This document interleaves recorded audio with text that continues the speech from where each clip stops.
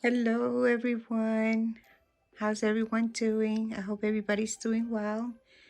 I am so happy that you guys are here joining me this morning. It's Wednesday here in Maryland, so happy hump day.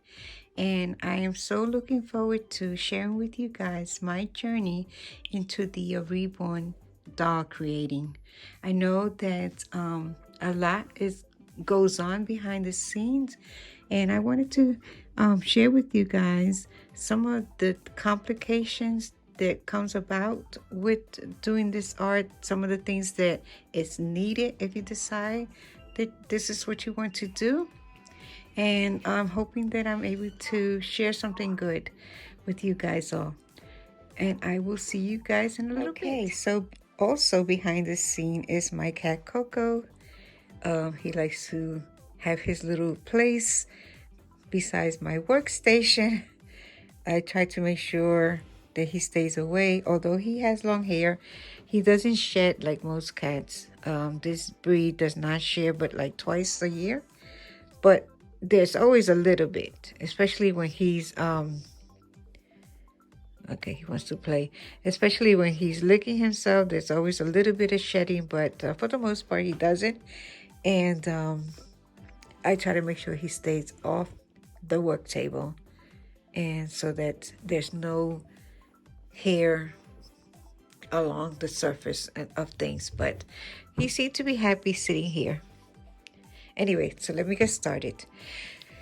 Um, this is my caddy where I keep all my colors.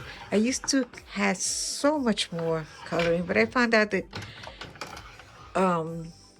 I only needed a few because I tend to use similar colors. And once you get the paint and the coloring that you like and works for you, you don't need a whole bunch of paint. But so those are one of the things that I learned early on, that I was buying every color, everything, and it's fine because you gotta find what you like and you don't like. But soon enough, you'll notice that you don't need a whole lot of the paint, especially with the heat set paint.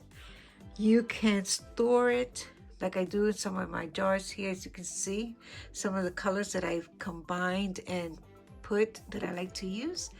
I have used the what do you call the paint thinner, and so that will help me to store it and use what I need, and it'll stay there for a long time if you need to lighten it, because it does can get a little bit more dense like. So you want to thin it out with the I use the Mona Lisa paint thinner, and I use that. I squirt some. Here's my bottle with my Mona Lisa. I squirt it into my bowls, as you can see here, to get the consistency that I want. You can see some of it settle at the bottom, so that's why you always stir. But once you get used to using this, I love it because it's so forgiving. If you mess up on one of your layers, you can correct that before you put it into the oven. You can correct that without destroying what you've already done. And I like that because I don't like starting over on anything. I give up. I'm sharing with you this little area where I have all these brushes. Again, just like paint, you find out you don't need as many. You will find those brushes that you like, and then if when you store it, then you're like busy looking, okay, where is it? So I find out that I don't need as much brushes. What I have here, I still plan to thin out. I used to keep this in one of those Lazy Susie, where it would spin for me, and all the gadgets and everything, but it just took up a lot of my workspace because I don't like to have a whole lot.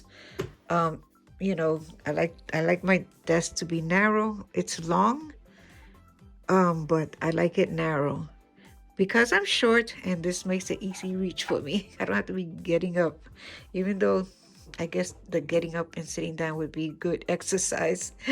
But nonetheless, I plan to thin these out and store it so that I'm the ones that I like and that I favor are easier and accessible to me.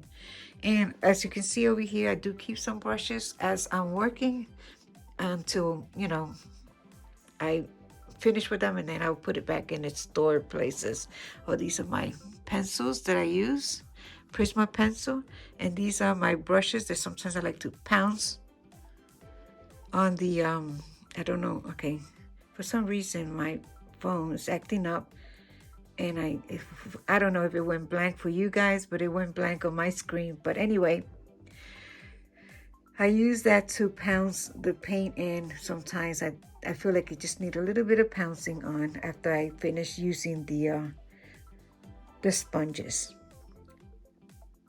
Then I will, when I do that, I say, okay, it looks like I need a little bit, get to this little corner, the maybe the pouncer, I can get to it. And I feel like with the pouncing it on with the thicker brush will help ensure that it gets into the edges. And if there's any puddles, I can get rid of it that way. And in here, you will see that I have my varnishes. I keep those separate. More cosmetic wedges. Oh my goodness. I'm trying to view this through the camera so I can make sure I'm on in the picture of everything. But here it is, my wedges. So I keep those there. And I don't clean them. When I feel like they're worn out, I will just buy new ones. I'm lazy that way. But this is powder. I also use powder sometimes because I like to limit the amount of time that I will put the doll into the oven. And so sometimes I feel like this is just a little minor area that I need to fix.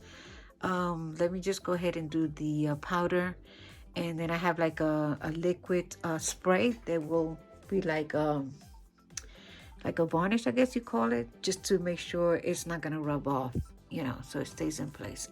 But I only do that minimally, not all the time. It's just when I feel like, when I go over the doll and I feel like there's something that I need to fix, and don't want to put the whole baby in the oven for that.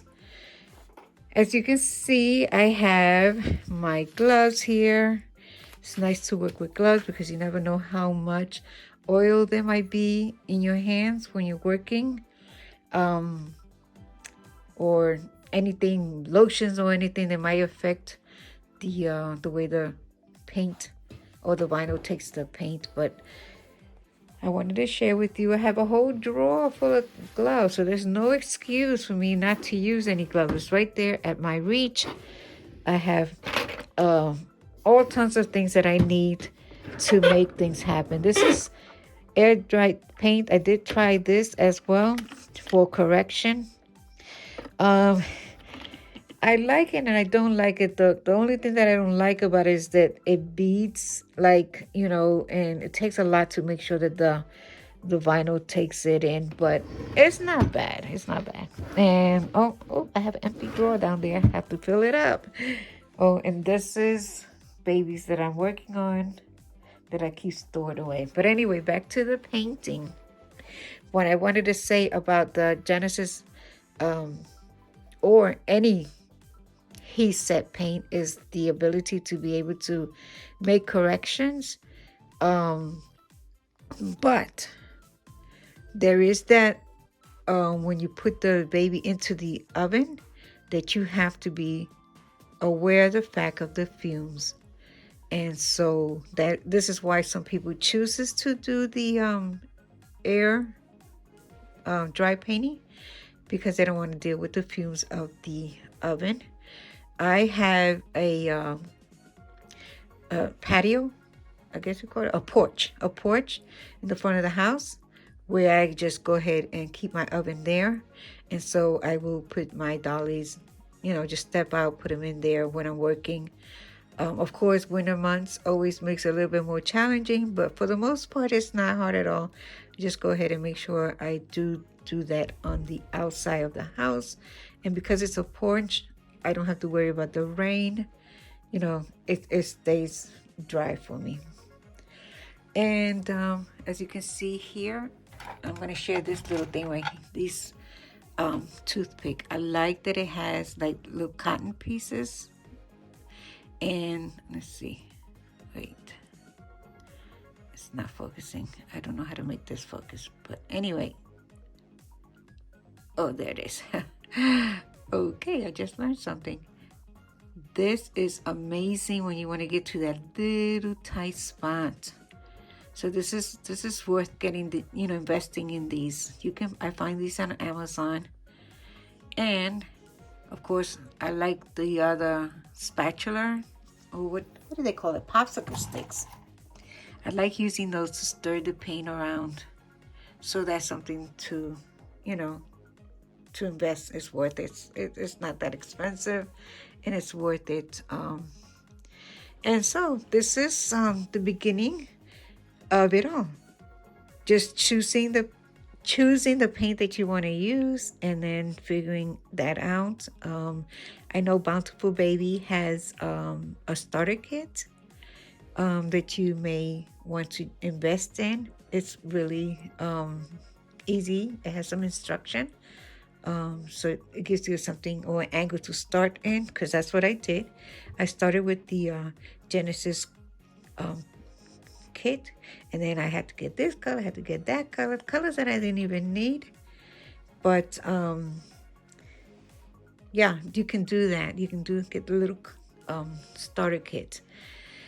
Another thing about Bountiful Baby that I was able to use when I first started was they have these second what they call second babies. They babies or kids that may have some kind of flaw, and so you may not want to invest all your money at the very beginning in something, you know, expensive. So this is a good way to save money and practice, and you know, you have a doll to share with your child, to give to your child, to a neighbor, your grandchildren. So you know, it's a practice, and hopefully is beautiful enough that you want to give it away. Because my first doll was, oh my gosh, I don't even know what to do with it. It's hidden somewhere. But anyway, it was my start, so I'm okay. And I think back, I used to think it was beautiful. I was so proud of my accomplishment, but oh my goodness, I don't know why. What was I thinking about? But anyway, yeah, so this is what I wanted to share as far as the paint. There's still a lot more to that you want to consider. But I thought for today, I'll just share the painting part and let you see or have an idea of what to do or get in order to get started if you want to create baby dolls. But if not, you get to know what goes behind the scene of creating one. So I hope you enjoyed the video. Please come back. I'm gonna have more regarding this whole creation of or creating a baby doll. I thought that I want to share that because, you know, sometimes we know that there are babies, all kinds of babies. There's of course the how do you call it, factory made, and then there's the ones where artists paint themselves. And although the factory made babies are they're really getting good at the art. In fact, some of them, like even like in Spain, they have these beautiful baby dolls. They're factory production, and they have its own qualities. But I also want to share things about the whole artistic part about the doll making and what's all involved, because it's not just getting a little baby in a plastic bag. It's a lot more involved than that. And so I thought this was a good opportunity to share with you guys what really goes behind the scene of an artist. I hope you guys come back. If you enjoyed this, please give me a thumbs up. I'm looking forward to being able to share more. Subscribe, please. That would be awesome. And I will see you guys in the next video. Bye.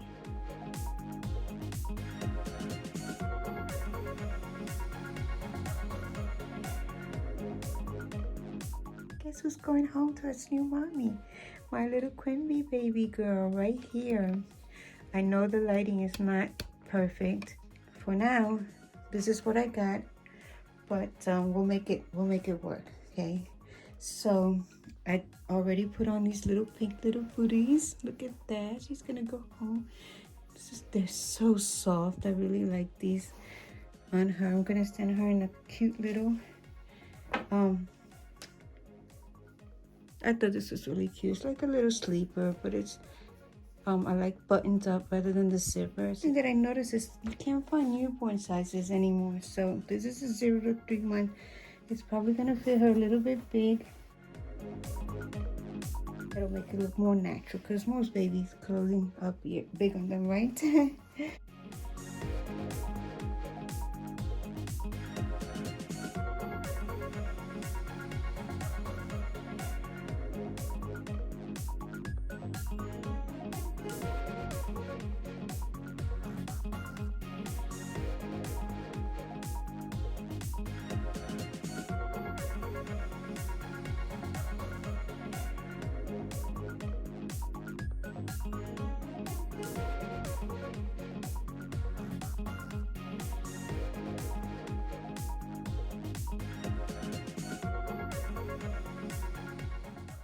Okay, I'm so disappointed that the lighting is not as well as I wanted it to be, so I was unable to really share with you guys how good she looked and all the goodies that I was sending with her. You barely could see them, but I did insert some photos of her that you'll be able to at least see exactly what she looked like. So what do you guys think? Doesn't she look so adorable? Oh my God, I know her mommy's gonna love her. Okay, before I leave, I do want to share with you guys this little envelope that I was able to put together in order to provide mommy with the certificate of authenticity. She'll have the care instructions inside, along with the birth certificate and her thank you note and my little business card. As always, guys, I want to thank you for stopping by. Please give me a thumbs up if you like my video. Don't forget to subscribe or just leave me a comment so that I can get back to you. And I will see you guys in the next video. Bye.